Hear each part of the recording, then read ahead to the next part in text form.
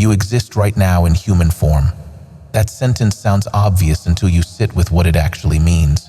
Across contemplative traditions spanning 40,000 years of oral transmission, practitioners who achieved the highest states of realization consistently made one observation. Human birth is rare. Human birth with the conditions for awakening is rarer still. And human birth with those conditions, plus access to authentic teachings, plus the freedom to practice, plus the intelligence to see the opportunity, that convergence appears so infrequently in the vast cycling of existence that the traditions developed specific language just to name it. The Tibetan masters called it the precious human birth. The Tamil Siddhars called it the perfected vessel. The Kemetic priests called it the prepared soul. Kashmir Shaivism called it the divine instrument. Different languages pointing at the same understanding. You are holding something almost impossibly rare, and there is a reasonable chance you have spent years, perhaps decades, treating it like it was ordinary. That changes tonight. What I'm laying out in this transmission will reframe how you understand your current existence. If you have felt that life is burden rather than gift, that human existence is suffering to be endured rather than opportunity to be seized, if you have wondered whether being here is worth the difficulty, stay with me. By the end of this, you will understand why every serious contemplative tradition across human history, without exception, saw human incarnation as the central opportunity for presence to know itself. You will understand what your human form makes possible that other forms of existence do not provide. You will understand the specific leverage available to you in this current age that has never existed before in recorded history. And you will have clarity on what using this gift requires, including methods you can begin immediately. We're drawing from specific material today. Gampapa's jewel ornament of liberation, which lays out the Kadyu understanding of precious human birth in extraordinary detail. The Rumulars Taromantaram, 3,000 verses from the Tamil Siddha tradition that treat the body as the supreme temple for transformation. The Kemetic preparation texts that Imhotep and the Purank lineage developed for navigating what comes after physical death, and Kashamaraja's teachings from Kashmir Shaivism on consciousness appearing as form while remaining unchanged. We have made videos on the layers of your being, on the nature of soul and spirit, on specific energy work from various lineages. This goes to something more fundamental, the question underneath all those teachings. Why are you here at all? What is a human lifetime actually for? And what happens when you treat it as the sacred opportunity that it is, rather than the mundane accident that materialist culture convinced you it was? We always present quality, so just wait for it. Bear with us. You know how we get down. To keep this accessible, I'll translate traditional terms into English throughout. Where names of masters or specific lineages are relevant, I'll use them. Otherwise, expect plain language for what are often presented as esoteric concepts. The wisdom transmits through meaning. The foundation is how unlikely your current situation actually is. Tibetan tradition preserves a teaching about the rarity of human birth that uses statistical imagery to make the point visceral. Imagine the entire surface of this planet covered with ocean, one continuous sea extending from pole to pole. Somewhere in that infinite water floats a single wooden ring, perhaps a foot in diameter, carried by currents and winds across the endless surface. Imagine a blind sea turtle living in the depths of that ocean. This turtle surfaces for a single breath once every 100 years. The probability of that turtle surfacing with its head through the floating ring, that is how rare human birth is, according to the masters who transmitted this teaching. You might hear that and think the image is poetic exaggeration. It is precise. The teaching points at something specific. Presence cycles through countless forms. The Tibetan maps describe 6 primary realms of experience. The realm of intense suffering where presence is consumed by pain.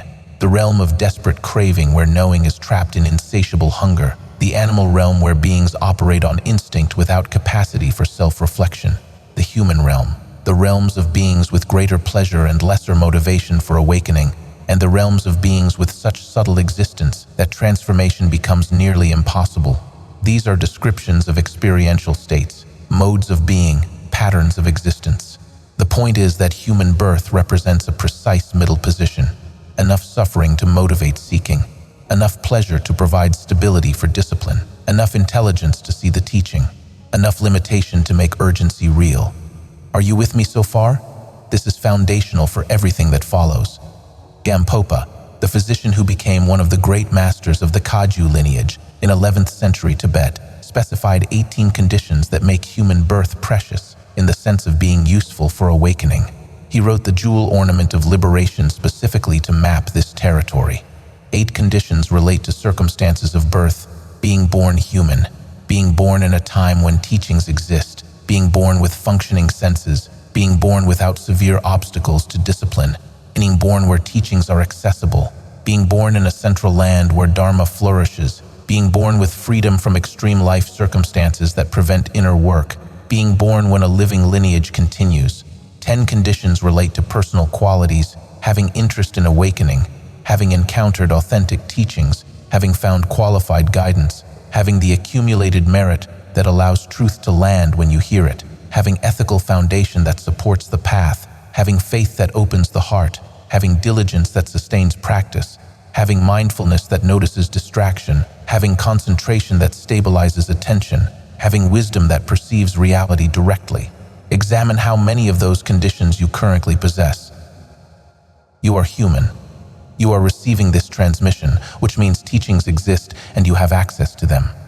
Your senses function well enough to receive this information. You apparently have enough freedom from immediate survival pressure to spend this time listening. You have interest in awakening, or you would not have clicked. You are receiving teachings from an unbroken lineage chain extending back millennia. Something in you sees truth when you encounter it, or this channel would hold no appeal. Run that calculation. The blind turtle surfacing through the ring every 100 years in an infinite ocean, and then having the additional fortune of the ring being the right size, the water being calm enough to breathe, the light being sufficient to see. That is what you are holding right now. That is what you wake up inside every morning. That is what you take for granted when you spend your hours in distraction and complaint. Think about what I just said. Don't let that fly over your head. The convergence of conditions required for you to be receiving this transmission right now is so rare that the traditions developed elaborate imagery just to communicate how rare. And you woke up inside it this morning like it was nothing special.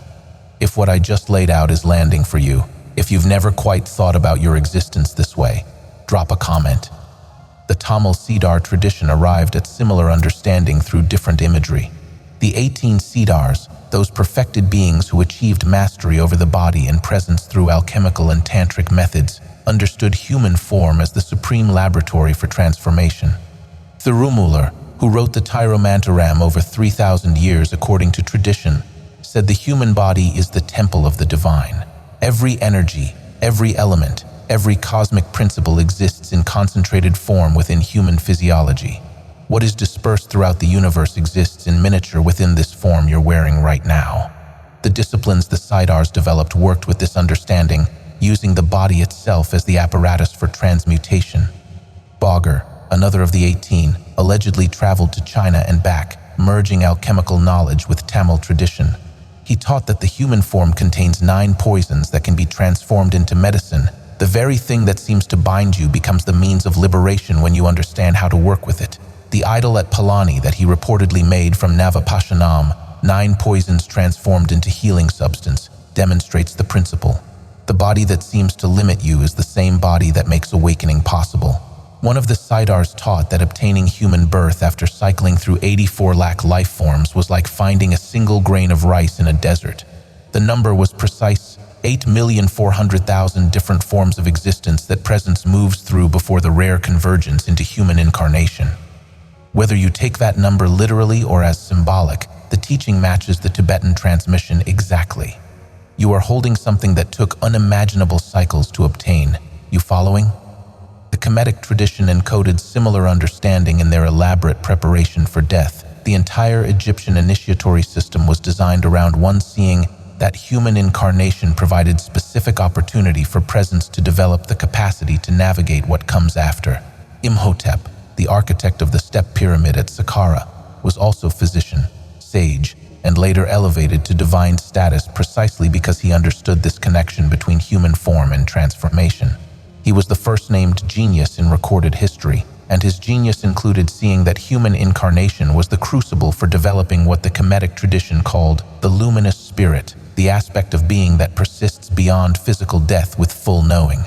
The Purank, the house of life where priests trained, functioned as mystery school for exactly this purpose. The disciplines, the sacred texts, the elaborate burial preparations, all of it assumed that something about human form made transformation possible in ways that other states of existence did not provide. The priests who maintained these mysteries understood themselves as stewards of technology for making use of the human opportunity.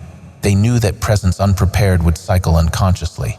Presence that had used human incarnation for its designed purpose would move differently through the death passage. What makes human form so valuable? The question deserves direct examination. Examine what distinguishes human presence from other forms of sentient existence. Animals possess knowing. They experience pleasure and pain, seek survival, form relationships, demonstrate intelligence. What they lack, as far as contemplative traditions could determine through millennia of observation, is the capacity for self-reflection that makes liberation possible. A deer experiences the forest. A deer cannot ask, "What am I?" That experiences the forest. A wolf experiences the hunt. A wolf cannot investigate the nature of the one who hunts. They experience, and they cannot step back from experience to examine the experiencer. This capacity for turning presence back upon itself appears specifically amplified in human form. This is the doorway. Every contemplative discipline, every method of awakening, every path depends on this capacity. You can notice that you are noticing. You can become aware of presence itself. You can investigate the one who investigates. Without this recursive capacity, the entire project of awakening becomes impossible. You would simply cycle through experience without ever seeing what experience appears within. Kasha Maharaja, the 11th century master from Kashmir who wrote The Heart of Recognition, described this precisely. He said consciousness has the power to contract around thoughts and experiences, becoming what it identifies with. Human form provides the unique capacity for consciousness to see through its own contractions, to recognize itself despite its own veiling, to use the very instrument of limitation as the means of seeing beyond limitation. Makes sense? The traditions describing realms of existence above the human often noted that beings in those states lacked motivation for awakening. Their pleasure was so refined, their existence so extended, that urgency never arose. Why seek liberation when experience is comfortable? Human form includes just enough difficulty to make the question urgent. You lose what you love. You face death. These very limitations that make human life difficult are precisely what create the pressure for seeking. The suffering is feature, the very thing that drives you towards seeing that nothing impermanent can ultimately satisfy. There's another dimension to human capacity that the tantric traditions particularly emphasized. We're about to get into the practical side of this, but first understand the architecture. The human body is constructed to work with energy in ways that other forms are not configured for. The subtle body, the channels, the junctions, the dormant potential at the base, exists in human form with specific configuration that makes certain transformations possible. Tamil Siddhars knew this intimately. Their alchemical disciplines worked with the precise arrangement of forces within human physiology to produce states that would be inaccessible in other forms. The Rumulars' 3,000 verses in the Tirumantaram map the energy body with precision that matches what Tibetan tantric texts describe and what Kashmir Shaivism teaches about the subtle channels. Think of human form as an instrument designed for a specific purpose. A piano can produce sounds that a drum cannot produce. The mechanism differs. Human form has the mechanism for awakening built into its structure. The energy centers, the three primary channels, the potential for what the traditions called the awakened fire, all of it exists as latent possibility within the human body. Using these capacities requires training, guidance, sustained effort, and the capacity itself comes with the form. You were born holding the instrument. The question is whether you learn to play it. You exist in a specific moment of human history that has never before occurred. For the 40,000 or more years that oral traditions have transmitted wisdom, access required extraordinary circumstance. You needed to be born into the right family, the right culture, the right geographic location. You needed to encounter a teacher willing to transmit. You needed freedom from the demands of survival that consumed human lives throughout history. You needed sufficient accumulated merit that doors would open. The percentage of humans who had genuine access to authentic awakening teachings across history was vanishingly small.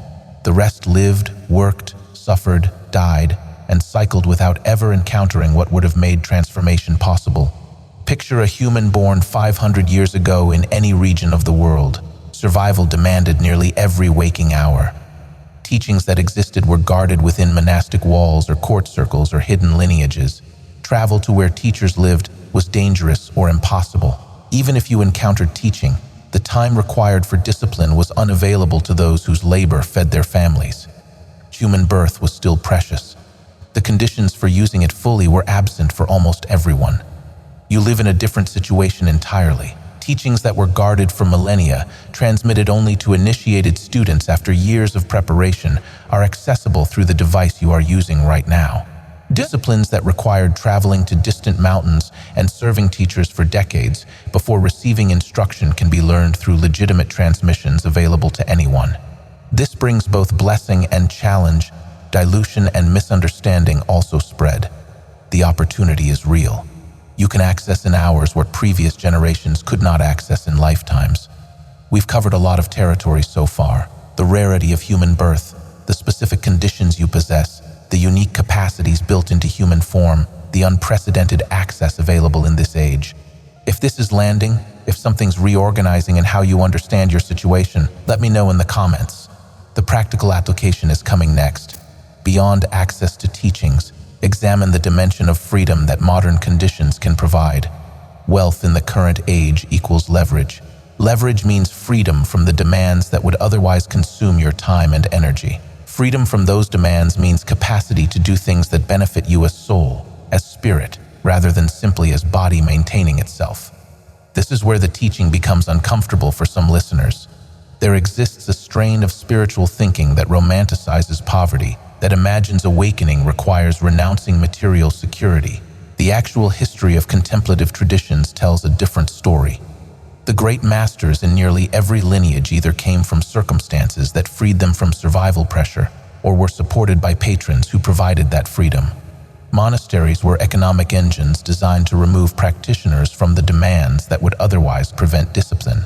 The entire structure of religious institutions across cultures functioned partly to create protected space where humans could do the work that human form makes possible.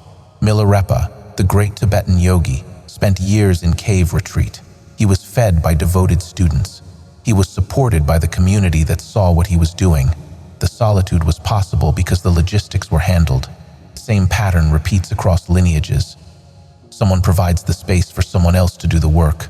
In the current age, you can create that protected space through different means, accumulating resources sufficient to free significant portions of your time, building systems that generate sustenance without consuming all your hours, reaching positions where you control your schedule rather than having it controlled by others. This is leverage, and leverage in service of awakening transforms ordinary financial success into something sacred. The teaching is nuanced. Wealth pursued for its own sake, for accumulation, for status, for pleasure, that pursuit often becomes obstacle rather than aid. Wealth pursued as means to freedom, and freedom used for discipline rather than distraction. That sequence represents sophisticated understanding of how to use the human opportunity. You are free to be poor and awaken. You are free to be wealthy and awaken. What you require is enough space to do the work. How you obtain that space is your business. That you obtain it is essential. All of this context leads to a question that demands honest answer. If human birth is this rare, if the conditions you possess are this precious, if the current age offers leverage that previous ages lacked, what are you doing with it? The contemplative traditions were direct about this point. The same teachers who spoke of the preciousness of human birth also spoke of the tragedy of wasting it. Ampopa described the squandering of human life as more painful to witness than any other form of suffering. Watching someone who possesses the instrument, who has access to the instruction, who has freedom to engage the discipline, watching that person spend decades in distraction, in accumulation of what cannot satisfy, in entertainment designed to consume time without producing transformation, that represented loss beyond ordinary loss. It was an opportunity that might arise again only after countless cycles. The Tamil Siddhars were direct about what using the gift required. They spoke of practitioners who meditated 5 and 6 hours daily as baseline, as standard commitment. These were beings who understood that human incarnation came with expiration date. They treated each day as potentially the last day when inner work was possible. This urgency was accurate seeing of the situation. The gift was temporary. Using it fully required treating it as temporary. Right?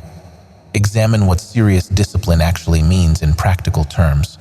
2 hours of daily meditation represents the minimum that the traditions identified as necessary for significant transformation within a single lifetime. 2 hours every day in conditions of harmony, with genuine presence rather than mechanical going through motions. For humans throughout history, finding 2 hours daily for inner work was impossible given the demands of survival. You likely have access to those 2 hours. The question is what you are choosing to do with them instead. The greatest practitioners in living lineages, and there are still beings in caves and mountains doing this work who are unknown to digital platforms and social media, meditate 5 to 6 hours daily. These are Siddhars in the true sense. Beings who have conquered the limitations that humans rarely even attempt to address. Their discipline is fulfillment. It is the fullest expression of what human life is for. The hours spent in meditation are the hours when life is being used for its designed purpose. You do not need to begin with 6 hours. The trajectory matters. If you currently engage 30 minutes daily, the direction should be toward expansion. If you currently work sporadically, consistency becomes the first goal. If you have never established serious discipline, then what you're receiving right now about the preciousness of what you're holding becomes the catalyst for beginning. A teaching from the Kaju tradition about what distinguishes those who use the human opportunity from those who waste it. What separates them is the depth to which they have felt the truth of impermanence. Those who truly understand that this body will die, that this opportunity will end, that the conditions currently present will dissolve, those beings engage with urgency that transforms everything. Those who intellectually acknowledge impermanence and have yet to feel it in their bones, they delay, they tell themselves tomorrow, they wait for better circumstances. They accumulate more before they begin, and while they wait, the years pass.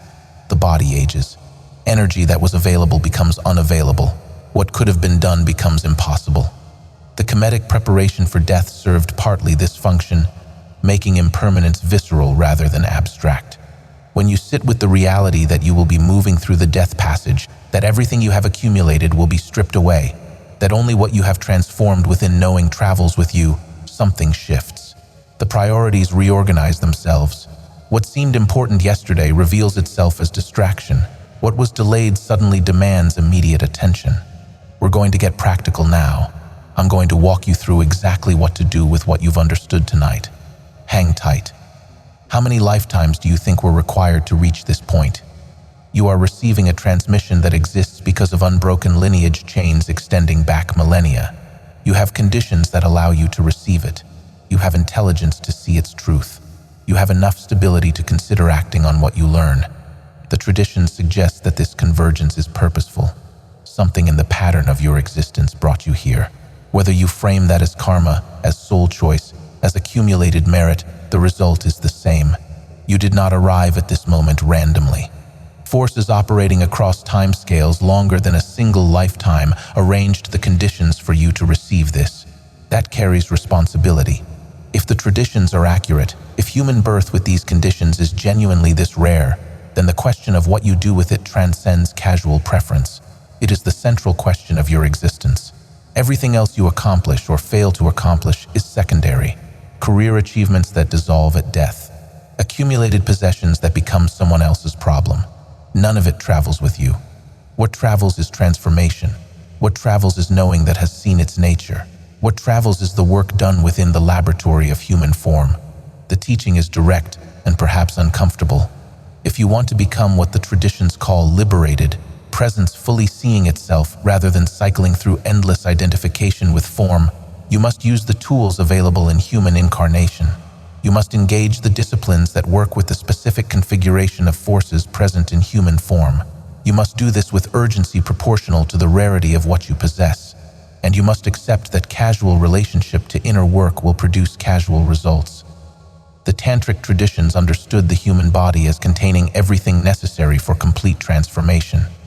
The energy coiled at the base that the traditions call by various names, the dormant potential that animates all life and remains unconscious in beings who do not work with it deliberately. This energy can be awakened through precise methods. Once awakened, it moves through the central channel, opening what was closed, illuminating what was dark, transforming what was dense into what is luminous. This is literal description. Practitioners who have done this work describe the experiences with remarkable consistency across traditions that had no contact with each other. The mechanism exists in you right now. It is part of what came with human form. Activating it requires teaching, guidance, sustained effort, and the potential is already present, something concrete that you can begin with.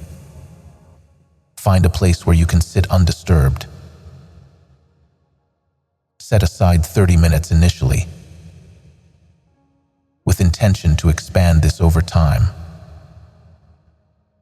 Sit with spine straight, body relaxed, eyes closed or gently lowered.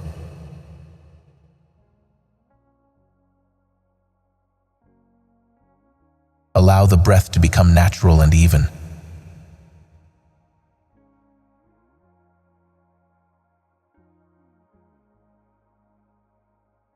Begin by feeling the fact that you are alive.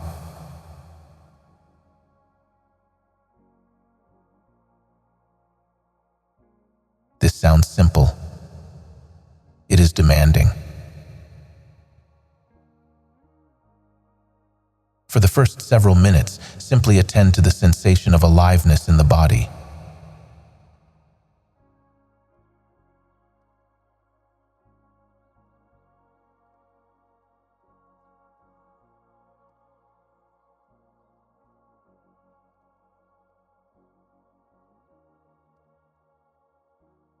The subtle pulse everywhere.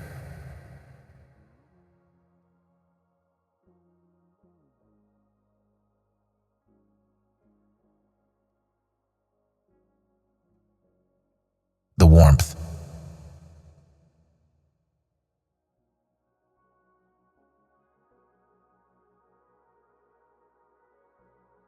The breathing that happens without your effort.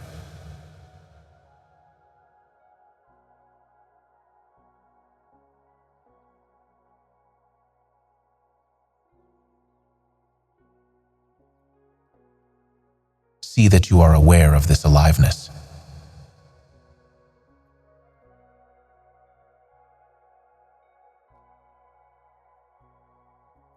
You are living,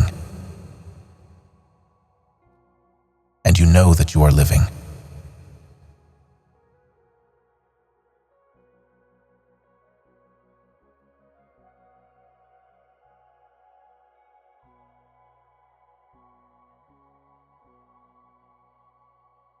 Something is aware of the experience happening.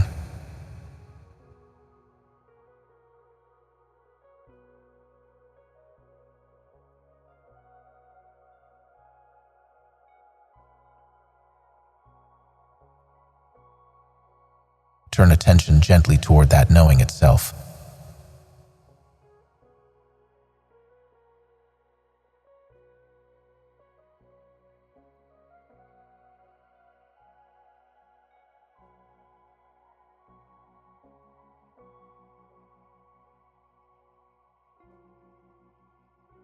What is it that is aware?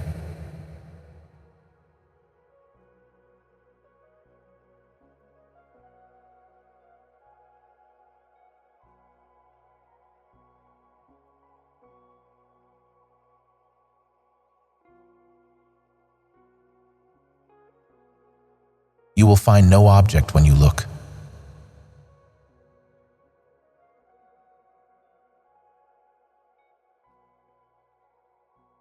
Knowing does not appear as something you can point to.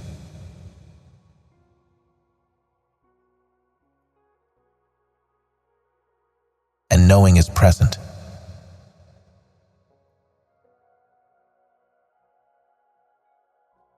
The very looking is proof that the looker exists.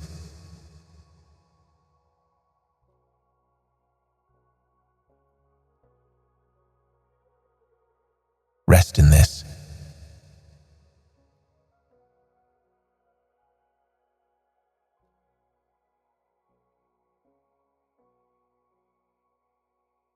Ask yourself,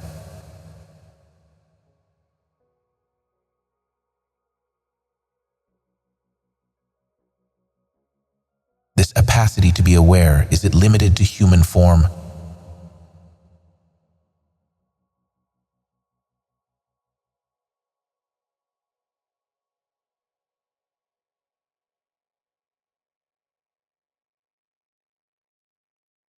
Or does human form simply provide unique opportunity for this presence to see itself?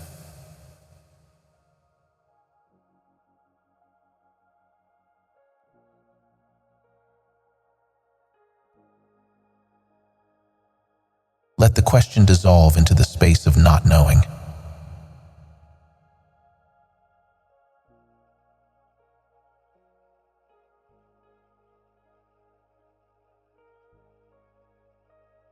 Remaining here, allow gratitude to arise naturally.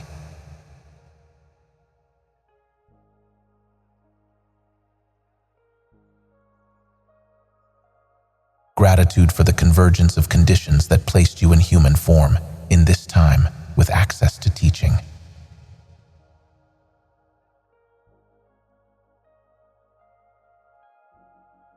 Gratitude for whatever forces operating across lifetimes arranged this opportunity.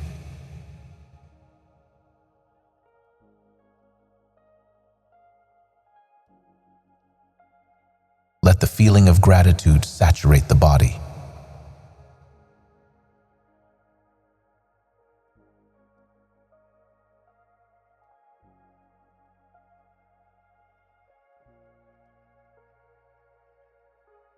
Before concluding, make a commitment to yourself.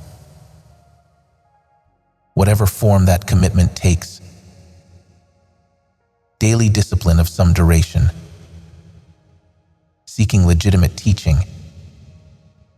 reorganizing priorities to create space for what matters. Let the commitment arise from seeing rather than obligation.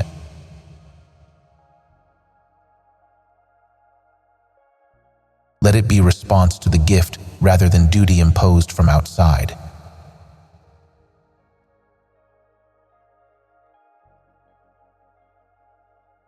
When you open your eyes, carry something of this understanding into the next activity and the next.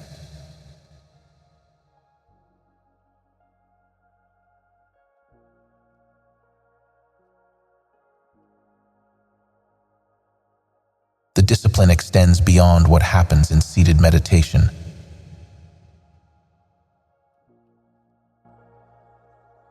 The Vajrayana tradition speaks of practitioners who attain conscious incarnation, beings who have done the work so thoroughly that death is transition rather than ending, and the next incarnation occurs with full memory of previous development. These are known as those who return by choice rather than by compulsion. They select their circumstances deliberately. They continue the work without starting over. This is one of the fruits of using the human opportunity fully. The cycling continues, and it becomes conscious. The practitioner becomes author of their unfolding rather than passive recipient of what karma delivers. This level of attainment exists in living examples, though they are rarely public. The lineages that produce them continue transmitting. The methods that enable this development remain available to those who seek them with genuine commitment. What distinguishes those who attain from those who do not is the seriousness with which they treated the gift they were holding. What happens if you do not use this gift? The traditions are direct on this point. Presence that does not see itself during human incarnation returns to unconscious cycling. The patterns accumulated during life determine the next state of existence. If those patterns are primarily grasping, the next state will be shaped by grasping. If those patterns are primarily aversion, the next state will be shaped by aversion. If those patterns are primarily ignorance, and ignorance means failing to see what you actually are, the next state will be shaped by that fundamental not seeing.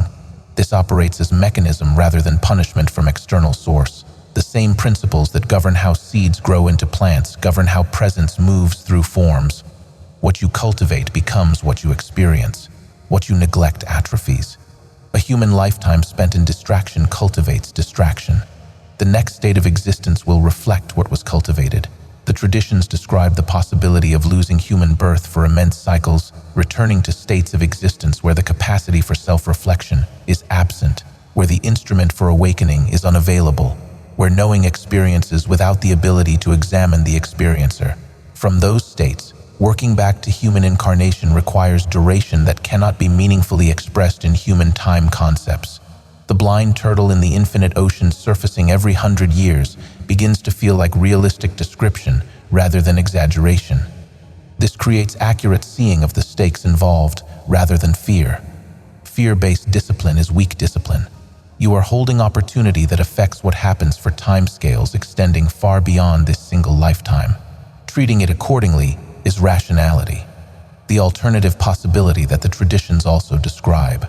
The practitioner who uses the gift fully achieves what the Kemetic masters called becoming the illuminated spirit, what the Tibetan masters called complete awakening, what the Tamil Siddhars called conquest of humanity and transcendence of the cycle itself, what Kashmir Shaivism calls seeing what was always already the case. This transcends improved future incarnation entirely. This is seeing so complete that the question of incarnation becomes matter of choice rather than compulsion. The presence that has seen its nature sees that it was never bound to begin with. What appeared as cycling through forms was always this presence appearing as form. There was never separate self that moved from birth to death to birth again. There was and is only this knowing dreaming itself as multiplicity, appearing as all forms while remaining what it always was. Seeing this dissolves the very structure that made cycling seem real. The practitioner who reaches this seeing may continue appearing in form for the benefit of others. They may dissolve into the source without further appearance. They may take on specific projects extending across multiple incarnations. The point is that choice becomes available. What was compulsion becomes freedom. What was unconscious becomes conscious. This is the highest fruit of human birth. This is what the gift was designed to make possible. I want to leave you with something that might serve as companion for the days and weeks ahead. Every morning when you wake, before anything else, feel the fact of human incarnation. Feel the body that houses presence. Feel the breath that maintains the form. Feel the knowing that knows it is waking up in a body, and acknowledge silently that this is precious, that it was guaranteed to no one, that it took cycles beyond imagining to arrange, and that you have one more day to use it. This is accurate seeing of situation rather than positive thinking or affirmation. When you feel the truth of what you are holding, priorities become clear naturally. What is worth your hours becomes obvious. What is distraction reveals itself as distraction. You find yourself drawn to disciplines because you understand what they serve. At night before sleep, review the day through the lens of this understanding. How did you use the gift? What did you cultivate? Were the hours spent on what matters, or were they consumed by what will dissolve without trace? Sharpened attention to what you are doing with the opportunity serves you. Guilt serves nothing. Each day is microcosm of the lifetime. How you use the day reveals how you are using the gift. If this transmission has served you, subscribe and return for future teachings that build on what you have received tonight. If specific phrases or understandings landed in ways that matter, leave them in the comments. Your engagement shapes what gets created next, and it creates signal that helps others find what they are seeking. You are presence appearing as human form for a brief window in what might be vast expanse of existence. The form is instrument. The lifetime is opportunity. The conditions you possess are convergence of forces that beings across states of existence rarely encounter. This is the gift. What you do with it is your choice. The choice is real, and the consequences extend beyond anything the materialist worldview prepared you to imagine. The traditions that transmitted this understanding for 40,000 years were describing what becomes visible when presence does the work of seeing itself. What they discovered is available to you. The instrument you are holding is tuned for exactly this purpose. The only question remaining is whether you will use it. Your answer shapes what happens next. In this lifetime, and in whatever follows when this form returns to the elements, and only what you have transformed within knowing continues. The gift is in your hands. You are the one who decides whether it was received.